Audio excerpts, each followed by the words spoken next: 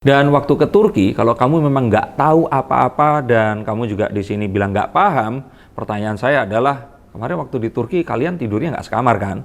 Pasti pisah kamar dong, kan belum menikah. Tapi mungkin karena pelakunya bukan zenial yang suka pamer seperti Indra Kents, maka sepertinya kasus ini nggak jadi viral di sosial media.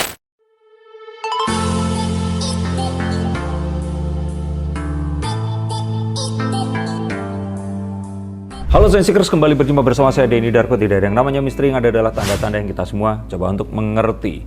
Akun Vanessa Kong, kekasih dari Indra Kents, masih atau udah diputusin ya? Yang akhirnya menjadi tersangka bersama dengan ayahandanya dan juga adik dari Indra Kents ini. Dan ini betul Vanessa Kong yang saya maksud, Vanessa Kong double S pakai H atau H dengan G double.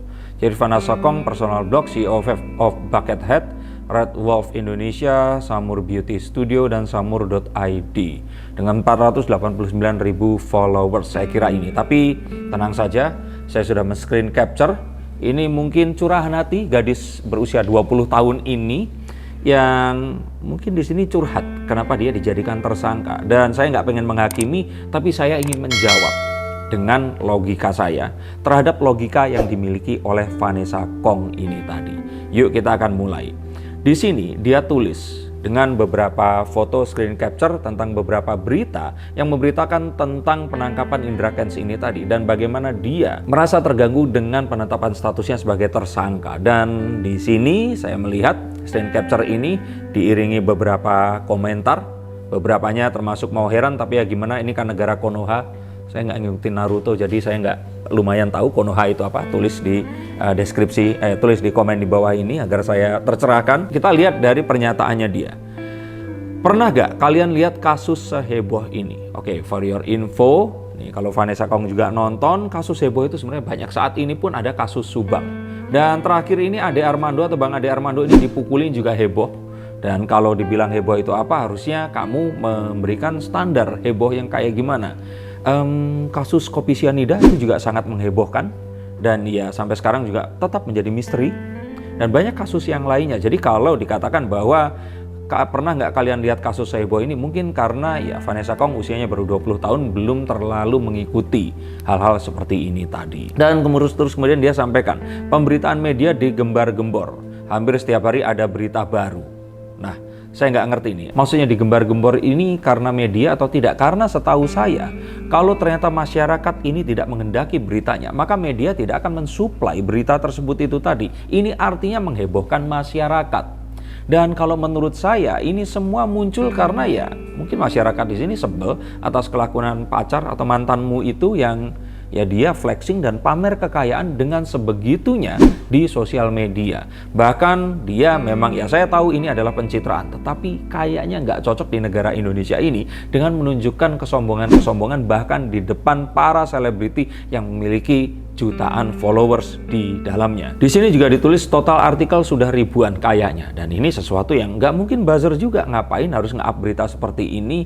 Oke, kalau mungkin ketakutannya adalah karena ini digunakan untuk menutupi berita lain, kita akan lihat menggunakan kartu.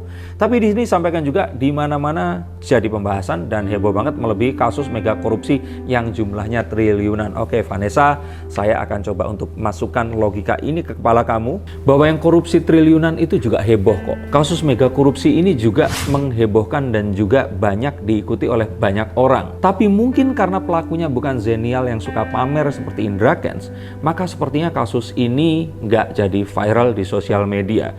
Mungkin dia muncul di koran, mungkin dia muncul di majalah atau di televisi, atau mungkin di Facebook. Kamu nggak punya Facebook kan? Jadi kalau menurut saya di sini ini sesuatu yang sangat subjektif, dan mungkin saja dia ini capek atau juga dia bete dengan penetapan status yang seperti ini. Tapi apakah menurut kalian Vanessa Kong ini pantas untuk dijadikan tersangka? Nah, di sini juga dia bilang kasus Binomo ini sebenarnya kasus simple. Oke? Kata-kata sifat ini harus dipersif dengan menggunakan konteks atau kata-katanya apa. Misalkan kalau saya dibilang ganteng, ya mungkin dibandingkan Bang Kiwil saya lebih ganteng. Tapi kalau dibandingkan Reza Radian, pasti Reza Radian akan lebih ganteng. Jadi kalau dibilang di sini simple, kita harus tahu simple dibandingkan apa. Karena kalau saya ini kurang setuju dibilang simple, karena kasus Binomo ini adalah sesuatu yang baru. Stop dulu sebentar untuk kalian semua yang merasa atau menganggap bahwa saya hanya membacakan tarot untuk artis-artis. Kalian salah. Kalian pun berkesempatan untuk bertatap muka dengan saya atau menanyakan apapun yang kalian ingin tanyakan, dan biarkan kartu-kartu saya di sini mencoba untuk mencarikan alternatif jalan keluar dari pemecahan permasalahan yang terbaik untuk saat ini dan mendatang. Dan saya jamin ini semua akan private, hanya kalian dan saya yang akan mengetahuinya. Apapun permasalahannya. Karena saat sebuah masalah terjadi, sebenarnya sebuah solusi itu menanti. Dan siapa tahu solusi terbaik dari permasalahan kalian akan ketemu saat kalian ngobrol dengan saya dan izinkan saya untuk membuka setiap kartunya kepada kalian. Hubungi segera nomor di bawah ini dan pastikan nomor ini saja, dan izinkan saya untuk membantu memecahkan permasalahan apapun yang kalian alami. Semoga informasi ini bisa membantu kalian memecahkan permasalahan kalian. Oke, lanjut ke konten yang berikutnya. Satu modus baru yang muncul yaitu sebuah dugaan aplikasi perjudian, nebak-nebak yang dibungkus oleh trading forex yang tidak sebenarnya ada. Dan mereka memang bergerak di gray area. Dan yang celakanya lagi adalah pacarmu itu menjadi afiliatornya, mengajak orang-orang untuk ikut serta, bahkan tidak hanya mengajak, tapi mengiming-imingi karena menunjukkan harta benda atau flexing, dan membuat mereka ini berharap seakan-akan mereka semua bisa mendapatkan yang sama seperti kekasih hatimu itu. Nah, terus dikatakan diheboh-hebohkan. Ini diheboh-hebohkan oleh siapa? Bareskrim.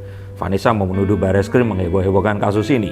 Karena kalau masyarakat ini ada puluhan juta orang atau mungkin ratusan juta saat ini. Dan bagaimana mungkin mereka akan, yuk kita janjian, kita hebohin kasus ini. Saya pikir sih itu hanya sebuah teori konspirasi yang ada di pikiran kamu. Dan di sini dikatakan bahwa orang-orang ikut main binomo dan akhirnya mereka kalah dan merugi. Karena pada kenyataannya semua orang pasti akan kalah.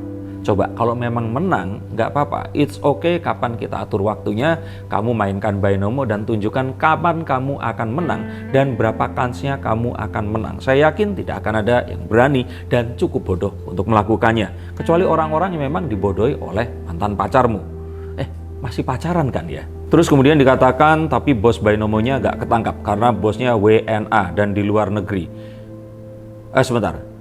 Karena bosnya WNA. Dan di luar negeri katanya binomo itu legal, tanda tanya. Oke, bosnya nggak ketangkap karena bosnya WNA. Nah, maka daripada itu kan kita seharusnya tahu bahwa saat ada WNI yang mewakili WNA yang ada di luar negeri menerima aliran dana karena melakukan sebuah jasa, maka ini seharusnya kan juga harus patut dicurigai apakah ini kerjasama yang memang dilindungi oleh negara, legal atau tidak. Dan terbukti di sini dikatakan bahwa di luar negeri katanya binomo itu legal, ya menikah sesama jenis di luar negeri juga legal, di Indonesia tidak legal, dan that's why mereka pergi ke luar negeri. So kalau memang seperti itu, kenapa Indra Kents jualan di Indonesia?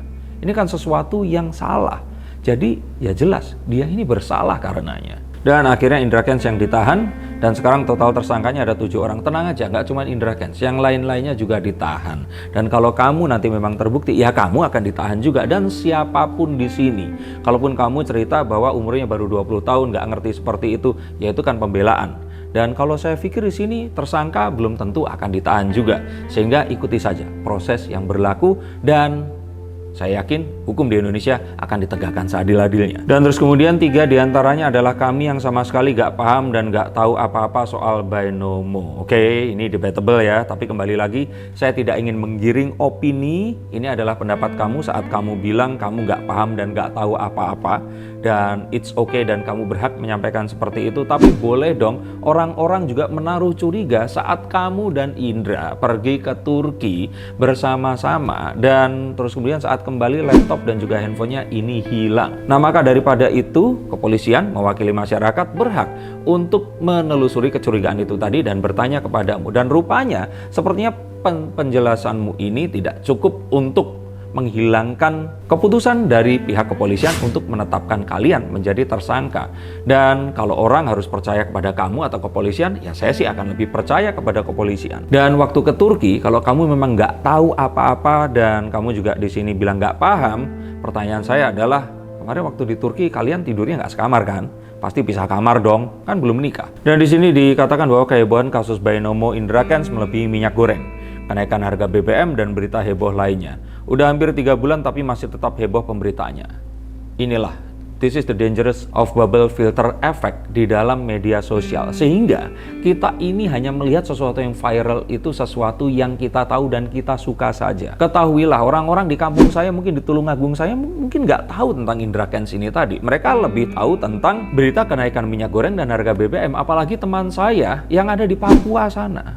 Jadi kalau menurut saya ini sesuatu yang sifatnya itu tendensius dan tidak bisa dilihat secara objektif juga. Dan lebih daripada itu, 3 bulan ini masyarakat masih heboh, artinya masyarakat masih gemes dan pengen tahu kemana uang mereka ini pergi. Dan mereka masih akan terus seperti ini hingga mereka dapat jawabannya. Dan jika kamu menuduh atau berpendapat bahwa apakah ini pengalihan perhatian dari isu minyak goreng atau kenaikan harga BBM dan berita heboh lainnya, ketahuilah, kasus ini memang besar.